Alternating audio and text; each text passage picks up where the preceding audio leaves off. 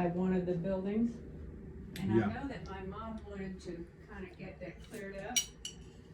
But my dad knew how to make everything he could create from something that was just nobody else could see and a reason for. Right. But he knew how to put together things and to mend, and he did that so much of his life that it was natural. And when it was time to have someone else do it, you know, it was a little bit of a luxury, and he thought he should do it instead, you know. Yeah. So he kept all that stuff just in case he had to do it. Yeah. Like what? Like a pile of... A pile of, it looked like worthless metal, but Yeah. it wasn't. It was just parts that he could see were things that would fit into a broken piece of farm equipment. Or a need. And- A need one day, right? Yeah. Yeah. Yeah. So And so he was real crafty and, he was and thrifty, I he- guess, right? Yeah. And Rod did the same thing. Mm-hmm. He did all the work on his cars for so many years, and Your dad or Rod? Rod both. Oh. Interesting. Okay, Betty, well, Rod did. Okay. you go ahead and We're tell good. me. We've started. Okay. Okay. So go ahead and tell me your full name, your birthday, where you're from, where you were born. Okay. You didn't record this before, did you? Gotcha. Oh, you did? Oh, dear. It's just for fun, Grandma. It's okay. Betty Jean Emmons was my name. And I was born on December the 16th in 1940. Mm. And it was very cold, and there aren't any records that we can locate that tell my weight, but one of the most unusual parts of my birth date was the fact that I was under 4 pounds. I was 3 pounds plus. We don't know how Wow. much. And And your average baby is what? 5. So you're 6. very underweight. Mm-hmm. Wow. And I was so small that they told the family, just don't handle her very much. Just be very slow to be active with her a lot. And so anyway, as you can see, I kept surviving and kept growing. And I was very small until I was in about the 4th grade, and I started to catch up to everybody in size. So you were smaller as you were growing. A little bit in the first few years. One time I can recall it was so embarrassing. I was in the 1st grade, and I started to school when I was 5 in the 1st grade. Mm-hmm. And they would take us over to my aunt's house. They lived close by, to get on the school bus for my brother and me. And I was so small I couldn't reach the first step of the bus. Really? I had on snow pants, so we always had to dress warm because it was very cold back there. And I couldn't reach the first, and that, to me that was so embarrassing. Yeah. I was just trying to figure out a way each day to think about how I could do that and get up on that bus. On your way to the bus stop every morning, you're dreading it. Yeah. So anyway, I was born in Minerva, Kentucky. Minerva. Mm-hmm. That's about probably 6 miles from where the Clooney family heritage is in Maysville. Maysville. Okay. Was that the closest hospital? I didn't go to a hospital. Oh. Well, and that's another very interesting thing. I found out later when I was in nurses training that in those days they thought it was the proper thing to give a lot of oxygen and put tiny little babies into a kind of a little cubicle thing that they called it. And they gave a lot of oxygen, and it caused blindness in the people later. No way. It did. Really? And so I was very fortunate they did not take me to a hospital. So you were born, it was a home birth? Yeah. Mm-hmm. Wow. My brothers and mine both, yeah. It was just the way it was. In Maysville at home? Yeah, in Minerva. Oh, okay. So your At family was home. in Minerva at the time. Okay. Got it. And my birthday was December the 16th, and my brother's birthday was December 17th. Wow. And I used to laugh and have a good time on my birthday and say, "You're only 1 year older than me for one day." Yeah. Me and Sarah do that too. Yes. So Yeah. anyway, it was kind of a fun thing, but it was I was very, very happy that they had not put me in an incubator Wow. in a hospital. There was a hospital in Maysville, but the doctor said it would not be wise because country roads were such that if I made it, then okay, and not to take that chance because December back there is starting to get pretty cold. Yeah. Very cold. Wow. So anyway, So was Minerva smaller than Maysville? Minerva was like a stop in the road with maybe a little grocery store, maybe a house, maybe two houses. Minerva is just not really a fortified city of any kind. It's like probably 30, 40 people even now. What? Oh yeah, it's really small. Wow. It's just like a cross in the road in the country. And that was the place where my mom and dad lived. It had like slave quarters on it. Mm-hmm. And my Granny Hall lived in the little house that was separated, where the slave people had lived. Mm. And she was close by, so she helped a lot. And I often wondered why my grandfather felt so comfortable staying at our home all of his life. He had other children. He had 4 or 5 other children. Mm. And he would just go and visit maybe every other year, different ones, and to stay when they lived, further away. But anyway,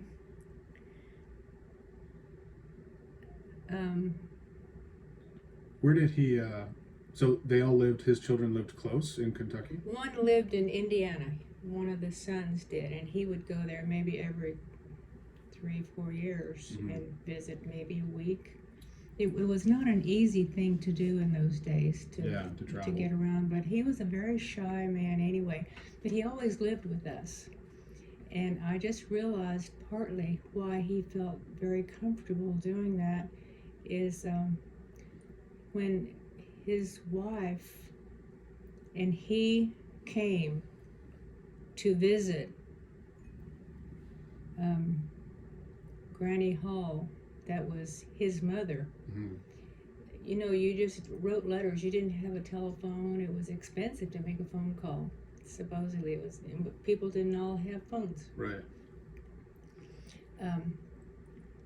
He would come and anyway, forgot what I was going to say. No, that's okay.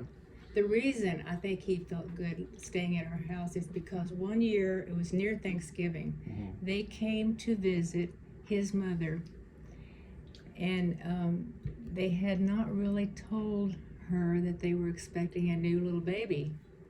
And so she handed my mother, her mother handed her to Granny Hall as a kind of a fun little gesture and say, "Here's a present for you." Wow.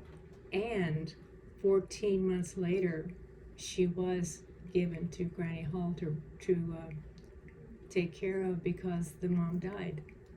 So I think that's partly why he felt very comfortable staying with us. It was just a natural thing that he knew that he was welcome, and he was, because I'll tell you later in a story how it was a kind of a situation that would have been very hard for some people to accept, and yet my dad accepted him so well.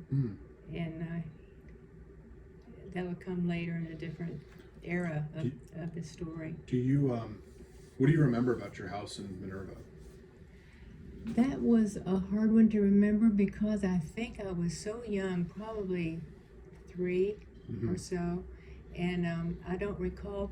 I know stories, they tell me about it, and I will find you a picture of it. It's a hard to find picture, but I will bring a picture to show you. And it was one of those large places. It wasn't a mansion, but it was a large place. Hmm. And the thing that Mom told me was that the dining room was so big that they made 3 types of use out of the area. One was a sitting area, one was a little bedroom section, and one was it was like 42 feet long. Wow. And that was long even for those houses of that day, but Yeah. it was a big house evidently. But I have to be honest, I don't recall from my own memory Mm-hmm. what much about the house. Did they farm there as well? Oh yeah. My dad was like a sharecropper, and the times that I will share with you about the places we lived, we referred to the place we lived as like that was the Weaver farm. He worked on that one, took care. And then I don't know how it was. It must have happened that near the first of the year when they would ever move, because the crops were finished probably in January, and you always moved in the cold months to a new place. And the next place we lived was called the Pfizer farm. Now that's the one that I can recall a little bit better. And we lived there for probably two years. I'll tell you about that too, because that was a farm that he and my grandfather bought as a joint kind of venture. And one evening, in a momentary decision, my grandfather decided to sell his half of that farm, which put my dad in a very awkward position. And so he had to leave that farm, and the next place we went was called the Fred Adams, and I'll show you pictures of that kind of time in our life. So anyway, that was called the Pfizer farm, and I suppose it might have been adopted to call it that name because of who they bought it from, who had been there previously, because that was just what we always called it. But when we lived on, so my dad became a sharecropper those next few years again, and it was called the Fred Adams place, and he worked there for a couple of years, and I went to the Maeslick School, my brother and I did. So you guys moved out completely of the Minerva house to this Pfizer farm. To the Pfizer farm. And how old were you think when you did that? I'm gonna say probably 2.5 to 3. Okay, so you're very young. Yeah, very young. And I said that wrong. I said Maeslick. We went to the Flemingsburg School. For while we were on the Pfizer farm, the one that my granddad sold, and he bought a filling station with his half of the farm money that he sold, and it was at the top of the Maysville Hill, because Maysville is down like on the river, and then as you drive up out of on a certain road, there was a little corner with a filling station, and he bought that. And now I realize he might have thought about that as a good investment, because one of his son-in-laws had, or one of his relatives anyway, had a very okay business with a filling station. So he might have thought that was just going to be a help. He just didn't think about the consequences that was going to happen with my dad. Your dad had to sell his house. Yeah, he couldn't maintain the farm. And in those days, they had to hire what we call hands. That meant helpers, to do work when the farm, when the crops came due. And even to set the crops out or to harvest, it was just a massive job. And my dad would go into the edge of the mountains and send word to a certain family that he knew that he needed some hands to come down and help for certain months, like the harvesting in August for the tobacco, and or the hay was usually something they got local people to help it. Some of those things were really massive jobs, you know. And he would send word to the edge of the mountains. They would go into the mountains because people truly don't allow foreigners or other people to come in. Wow. So, and I can remember the name of the guy. His name was Elsie Dyer. And he would come and work for the couple of weeks that we needed, and then we'd take them back to the mountains, the edge, and they would go back to their home. Wow. To however they got to and from there to. And so those people were real wild in the Appalachian, or what were they like? They weren't. They were always good when we had them on the farm, but the general population was just kind of like a rogue group that just would not allow somebody they didn't know to come in. Do you think those people owned land in the mountains, or like they just lived there? Like they just... I don't even know, because you know, even some of the people who had to go check about the liquor thing, you know, you hear about that? Oh, the moonshine runners? Yeah, the moonshine, they couldn't go in certain places, and it just was dangerous. Wow. It wasn't worth it. So I don't know if they owned or were they just kind of sat on the property and claimed it. You know how you do that thing where you squatting. Sure, yeah. But I don't know if that's the way it worked or not. I don't know who owned what, but interesting. So your first memory, I want to ask about your first memory. The first thing you remember consciously, was that probably at the Pfizer farm, you think? I'm going to say so, yeah. Yeah. And what was that? What was the first thing that you consciously remembered? I can tell you one thing that stands out in my mind, and I will never forget, is that we had a fireplace in each room. It was still a big house, even that one was. We had a grate that was kind of like that little white thing I'll show you another day. A little free fireplace in each room, freestanding, not a stove, but a fireplace built in. And one morning I woke up and they explained the story of how they heard some noise in one of the fireplaces with a chimney. And it happened to be a couple of snakes that were joined together, and they fell into the fireplace. Wow. They dropped down. They didn't have any kind of screening on the top, you know, like it was just open to the air, in other words. Wow.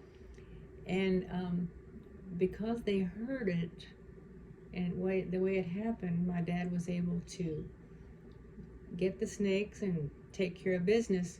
And the next morning, they were stretched out on our backyard, and we went out and looked at them. There were two big snakes. Wow. That had fallen into the fireplace.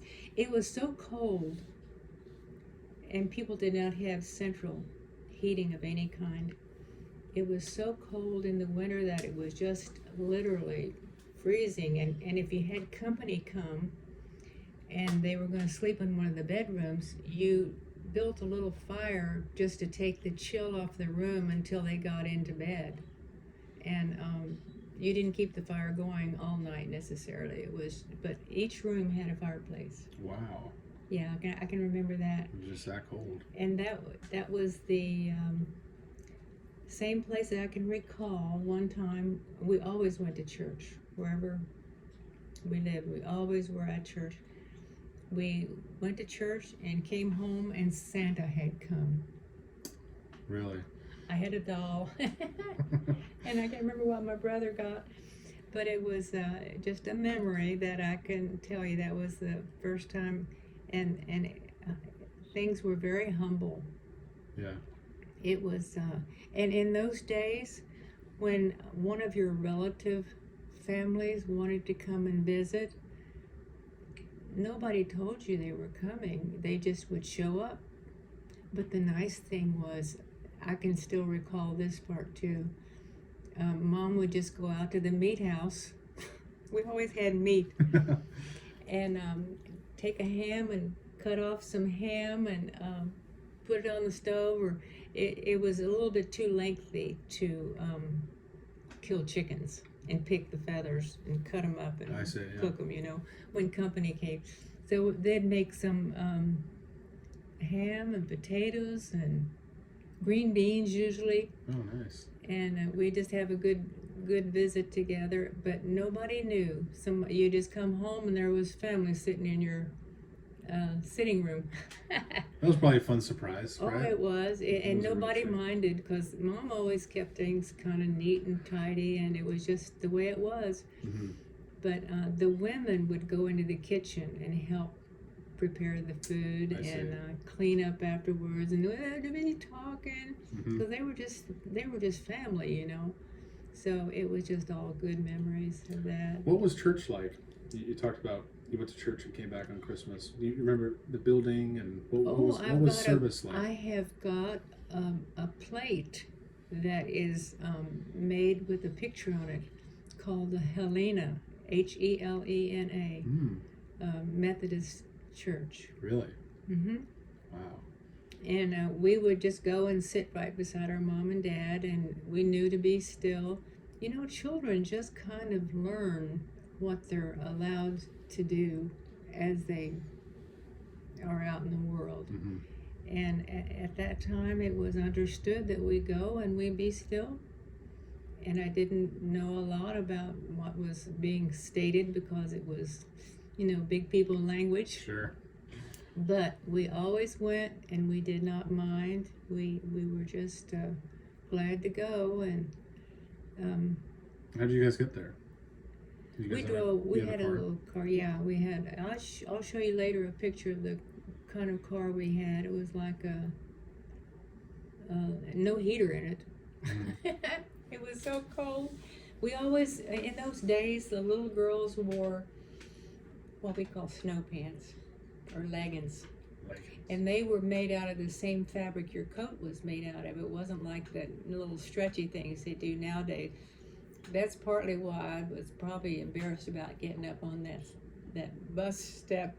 Yeah. Because it just wasn't. But I had to get up on my knees to get the first step, always. I was so embarrassed, because I was, like I said, I was little. And at the same time, when we went to the Flemingsburg school, I was almost in a fog the first year. I don't know how I passed. And it was still, you talk about primitive enough that there were 2 buildings for the school.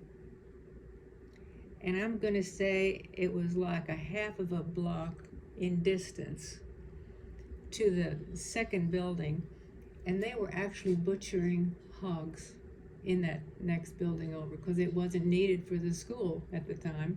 Wow. And they were actually, I can still remember that to this day. So you heard the hogs squealing and while you were learning? Well, we just knew what they were doing. We didn't really hear any noise. It didn't bother us. And as a matter of fact, that was just part of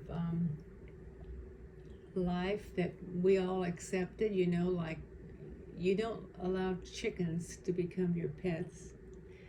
And pigs, you try not to let them get too close to you. Sure. You're being a pet.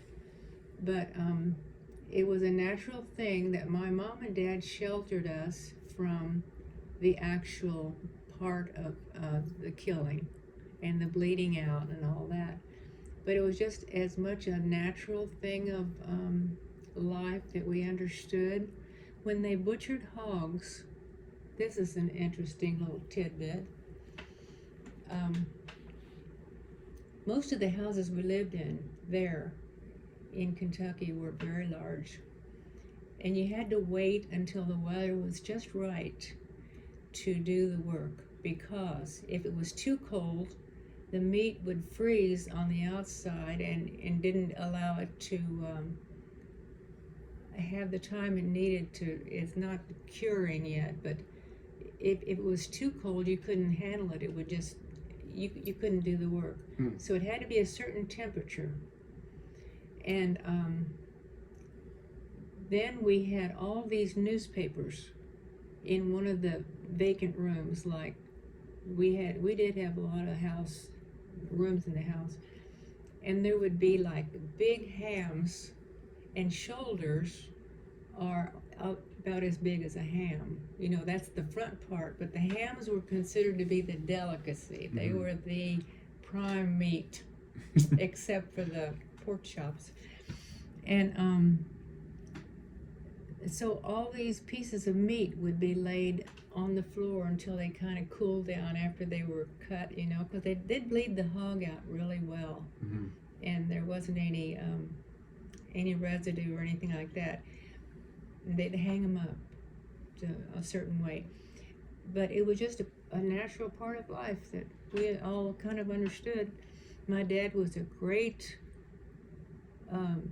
curer of hams. He knew how to preserve that meat, and it was just absolutely the best. You put salt and pepper, and it draws the fluid out, and it keeps all summer long. Wow. It doesn't spoil, and it gets a certain flavor. It was just really, really nice. But Tell me about your parents. my parents, Your parents. okay, my dad was more of a quiet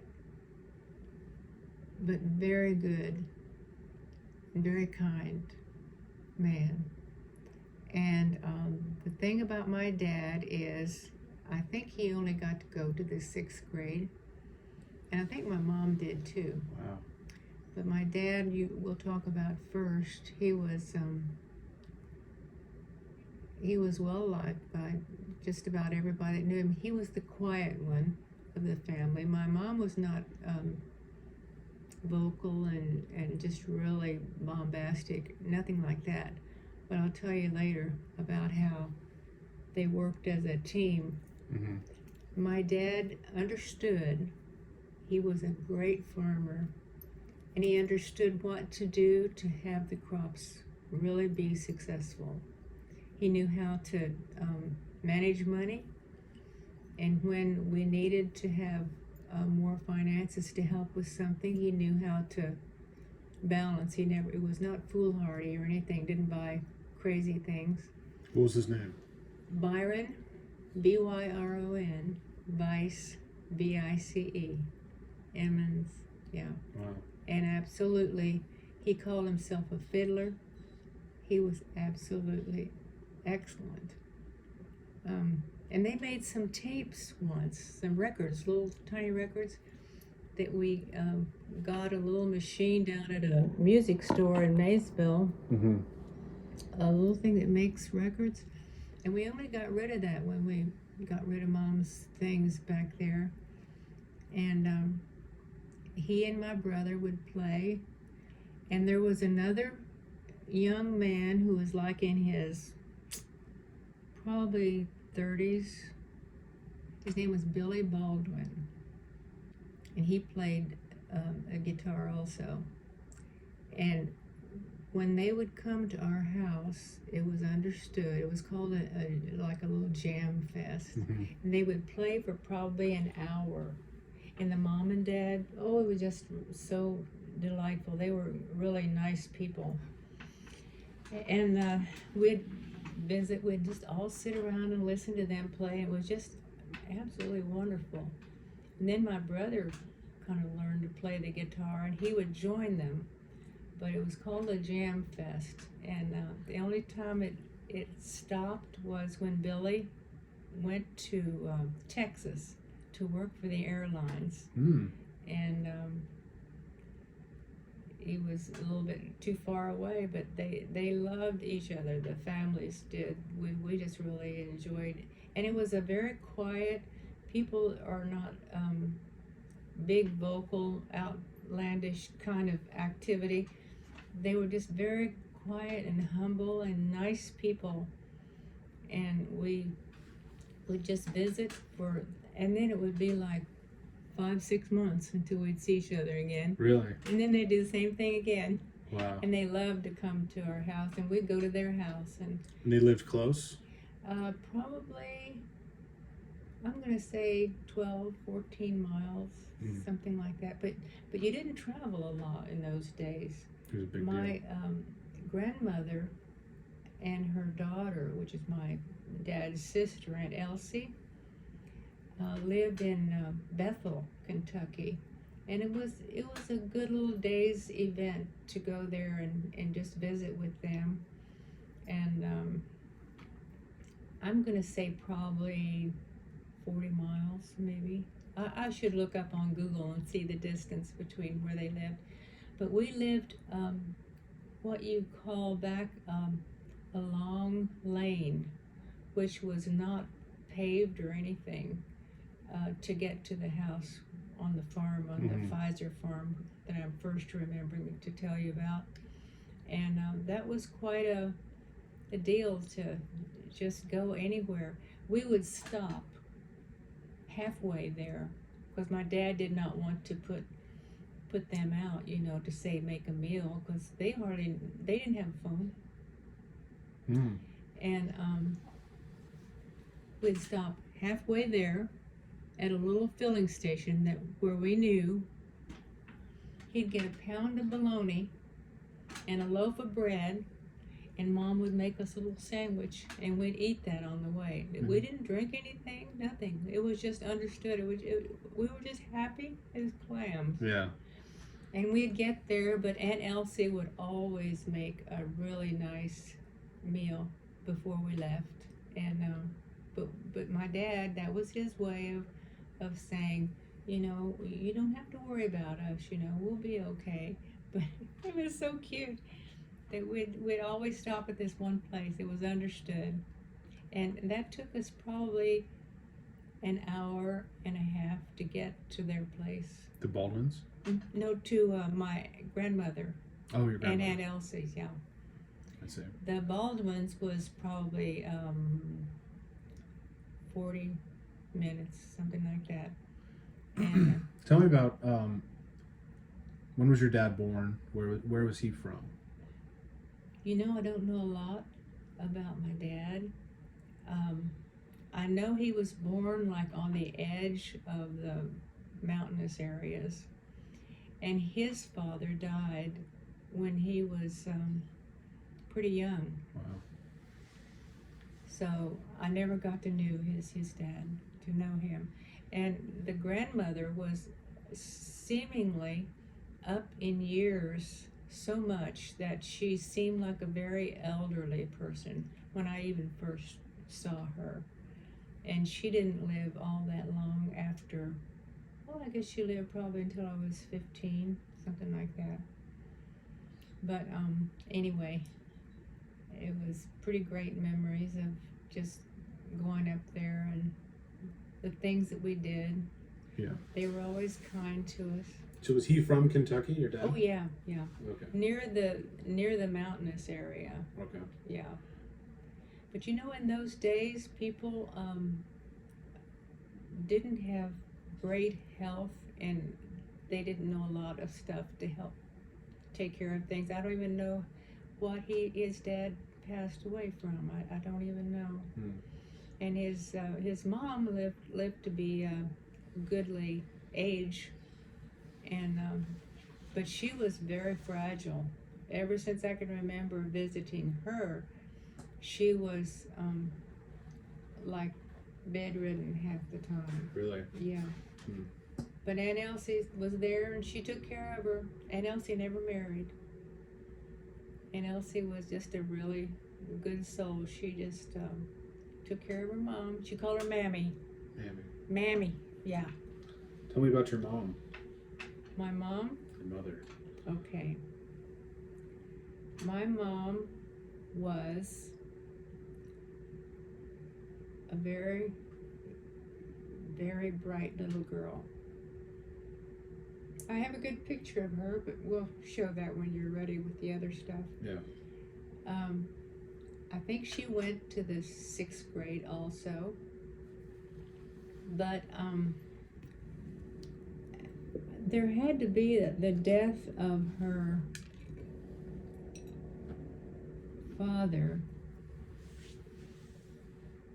no, of her grandfather, Granny Hall's husband, because my grandfather's name is Jordan, and Granny was named Granny Hall.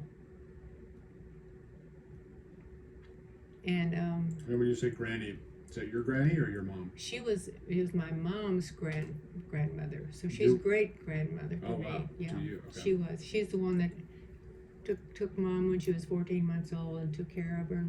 And the word is reared, not raised. You raise cattle and animals and plants and all that. And I understand that she reared her. But anyway, the thing I wanted to share with that, what's interesting is, I only found out not too long before mom passed that her grandfather Hall, that Granny Hall had married, was a teacher in a boys' school. And he just delighted in helping her as a little girl to learn. So she got a really one-on-one extra head start in her educational field. Mom was smart as a whip. Yeah. I didn't tell you the story yet. My mom, this is jumping ahead, but I'll tell you, the drive that she had. And one thing, talk about drive, I'll tell you one thing. When she was a young girl, she was fearless, and she was not a smarty or anything like that. She was just fearless, and they would hire her when they first bought a car, because people had horses prior. See, this is coming back from the horse and buggy days. Yeah. And they would hire her because she was fearless to go drive a car and take them to town. Really? I kid you not. As a driver? Yes, as a driver. Wow. Different families, or who was hiring her? Just various ones who knew that she was just not afraid to do that. Wow. So anyway, the story is told, and it's real, that happened, because I witnessed this part. Mom went to the 6th grade, and my grandfather had married again after his wife died, and he had a second group of children. It was Frances and Thelma and Lulabelle. And they were half-sisters. And when they got to be the age where it was like the 6th grade, Granny Hall was taking care of them too, because the mom left. Wow. She left those girls when they were pretty young. In those days, things were really hard. You know, you had to work hard, and anyway, that's not any excuse. It's just the matter of the fact of what it was. It was a hard living. Hard living. Yeah. But Granny Hall raised them too, reared them too. Wow, really? And when they got to be in the 6th grade, and it was an opportunity to say, keep on going and graduate as a high school graduate, Granny Hall said, no, you didn't get to do that, so they're not going to do it either. And they were showing good interest in their scholastic parts too, you know. Mm-hmm. So but Mom stood up for them. She wanted them to get to go, even though she didn't get to go beyond the 6th grade. And but this is the thing that I wanted to tie in. Mom was just kind of naturally interested in things, and I don't know, she read a lot of books, what she did, but she was just a smart cookie. And when my dad was in the hospital, and they still had cows to milk, and this is many years later after we were gone from home, she went to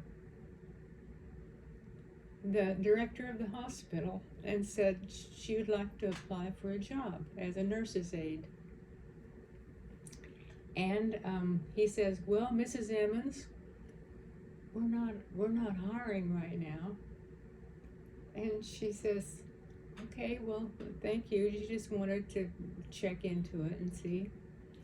And before she left the room, he says, "Mrs. Emmons," he says, "you know, people from out in the Oakwoods where you live have had their names in and wanted to apply for work, and we haven't hired them." He says, "I hope this doesn't cause any trouble, because I'm going to hire you today."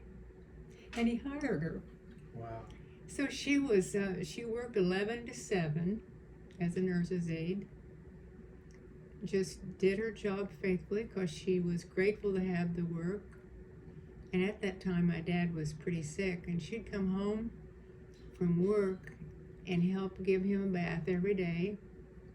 And sometimes she had to drive to Cincinnati for a doctor's appointment, and back, and never even told the people at work, as if to say, "Hey, I need the day off," or I need extra consideration here. Yeah. And go in and work all night again, 11 to 7. Never tell anybody. That's graveyard. That's graveyard. Okay. Wow. And then drive home. And it was 12 to 14 miles to the house from the hospital. And this is the kicker of the story. One day they called her in and said, "Elizabeth, you know, it shows that you have attended enough of the classes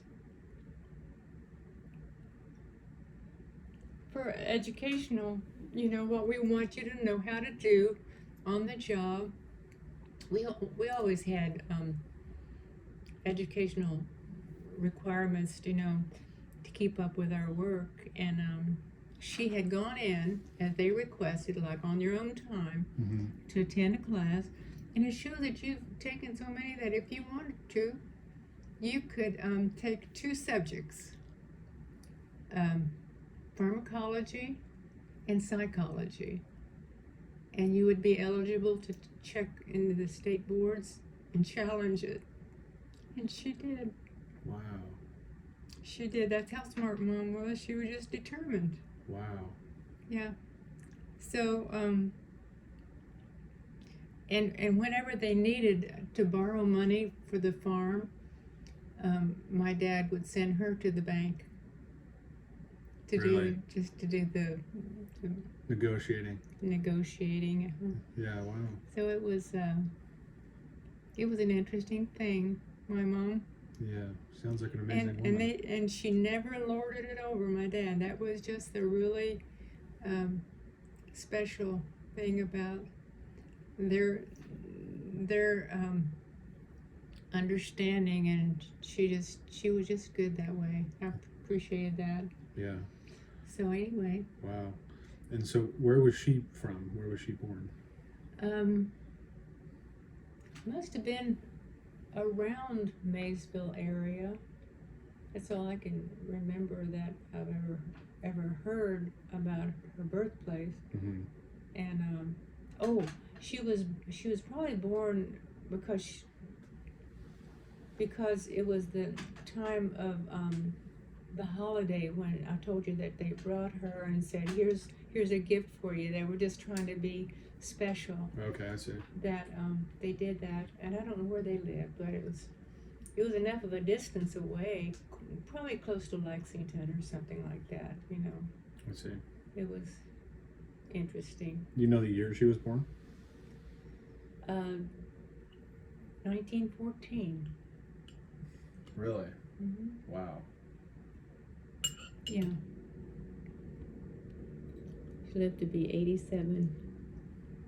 It's amazing. Yeah, she was a good people.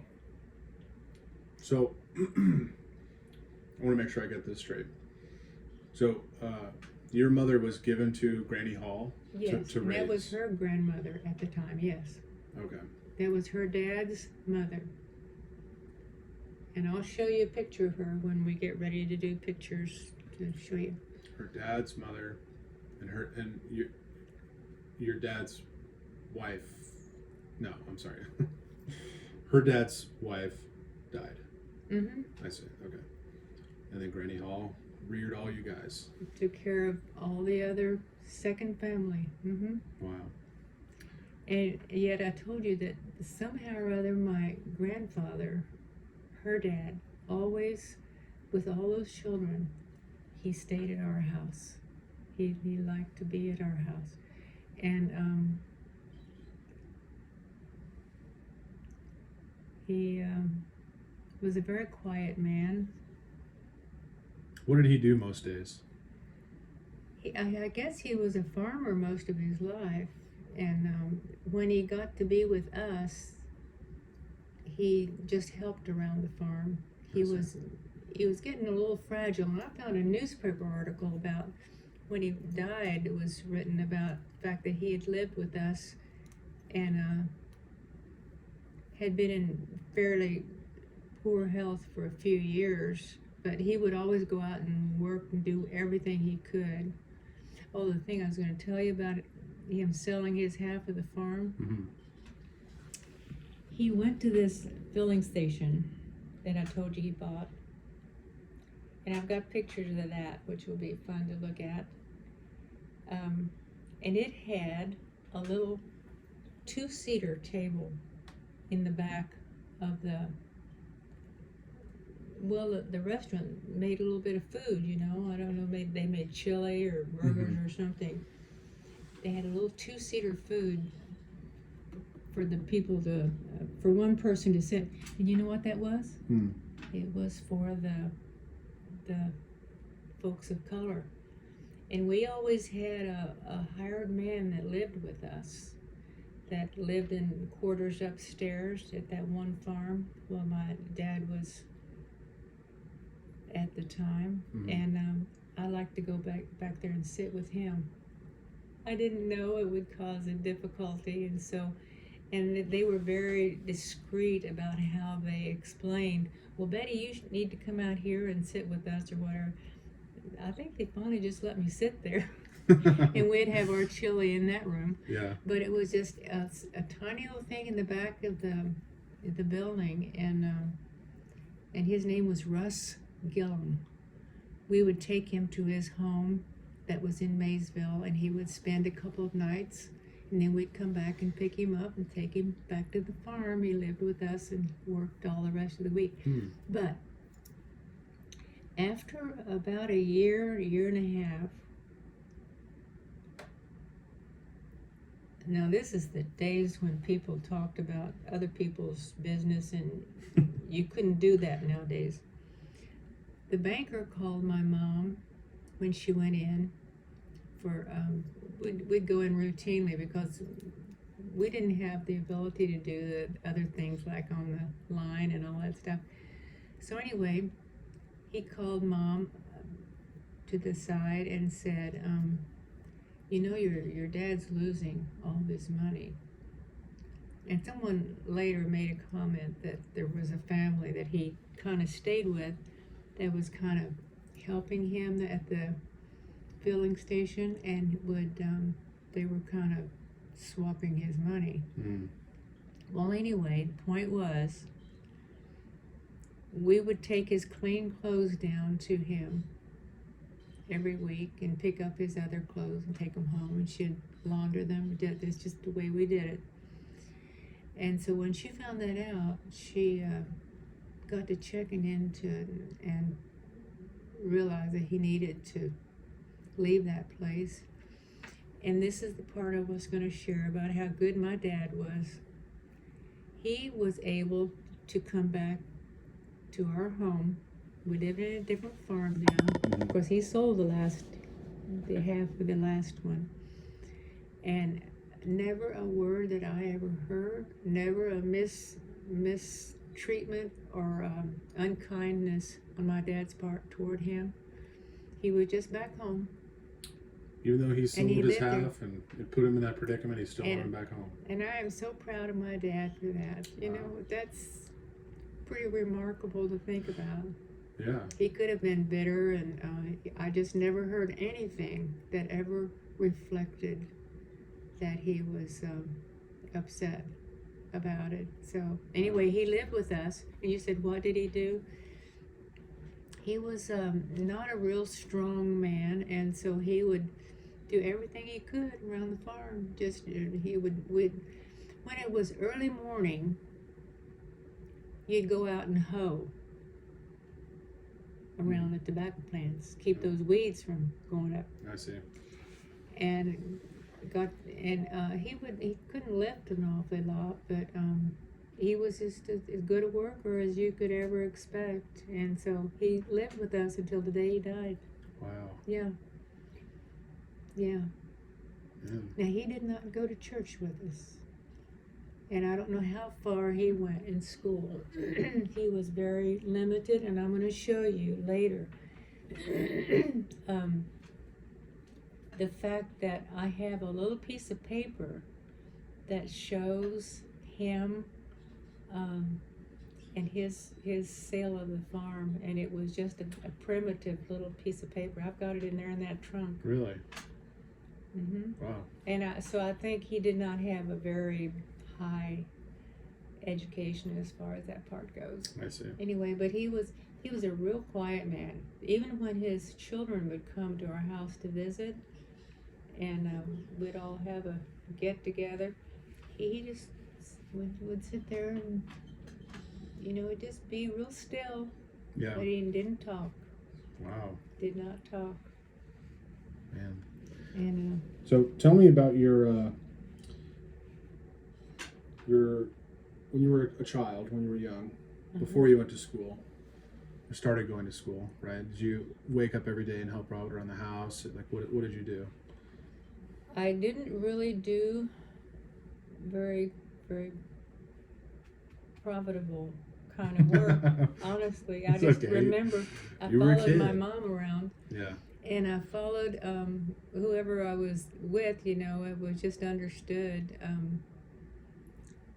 I didn't do any great work. I wish I could say I did. You kind of just buddied around with whichever adult wanted you that day.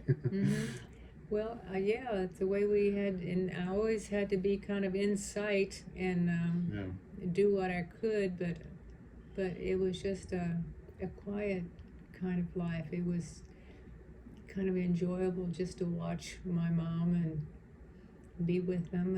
And my Granny Hall lived with us until probably, I'm going to say I was about 3. I would like to look at the